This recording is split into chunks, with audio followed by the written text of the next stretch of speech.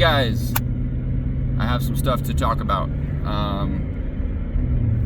Recently I've been working on this JZX100. Not just me and the guys at my shop have been putting in a lot of time getting this car ready. And honestly, it has taken a lot out of me. I've been spending so much time, energy, effort, money to get this car ready, and like it's really like consumed my life. And that's usually what happens when I build a car. I can't really like focus on anything else. I can't do anything else until that car is done. Which I guess there's an upside to it, because you know I'm good at putting my mind to something and getting it done, but at the same time it consumes literally every second of my life. And that's kind of what's been happening. I haven't done anything else since we started building this car for the this final push to get it done. And so I've been neglecting like family stuff. I've been neglecting work. I've been neglecting everything. And it really is like it's a lot. It's a lot. It would be nice to be able to to build a car with like a comfortable timeline. But a few reasons that's not possible in this build is, one, I don't have a drift car right now, like at all. I don't have anything that's driftable that runs in my fleet at this moment. The one car I was relying on this season got crashed. My JZX100, I ended up selling it. I got a good offer on it, and other than just like first and second gear ride-alongs, that car's not worthy to take anywhere else to go drifting. So that wasn't worth hanging on to. And so I am without a driftable car. So obviously that puts my priority in making something that's driftable and getting it done as soon as possible. The reason I chose the JZX100 to be the priority is that we've been doing ride-along stuff. Nick Stuckey and I have been doing ride-along stuff for the last couple years, and I don't want to be caught without a ride-along car. If we get a call like, hey, we have an event for you guys to do with ride-alongs, I don't want to be the guy that says, oh, I don't have a car I can use for ride-alongs. Better call somebody else, right? You never want to be in a situation where they have to call somebody else. So the the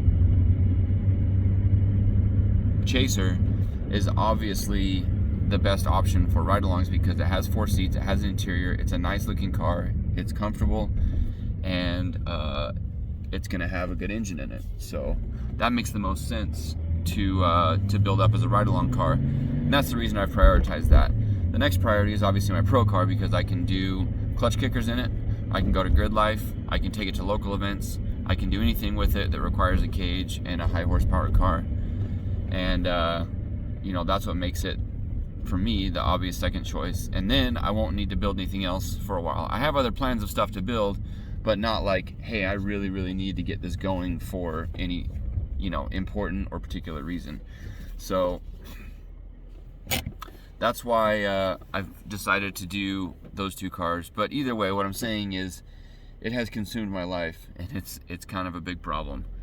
One thing I'm good at is when I put my mind to something is to get it done. One thing I'm not good at is putting my mind to something.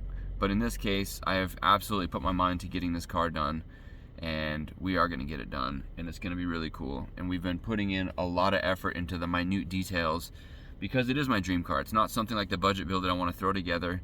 And granted, we did a good job on the budget car, but like, I won't say cutting corners, but we did things that were budget friendly, right? And I like to show on my videos that we can do it both ways. I can get stuff done. I mean, you guys have seen I can be stuck on the side of the road and make something work to get me home. I can MacGyver my way out of a situation, but I don't want that to be the image that's portrayed by what I do, because we also have the ability to do really high-end work, and that's really what I want to do on this car.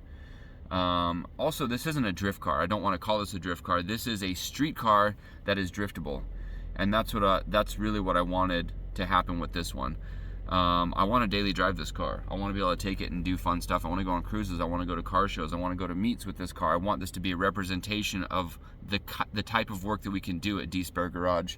but also I want to be able to drift it for ride-alongs, or like, you know, if we have some event where it's going to be media heavy and I really want to get some cool pictures of the car drifting, that's the car I want to take. But what was my point of this video? I guess just to say that, man, it's consuming my life.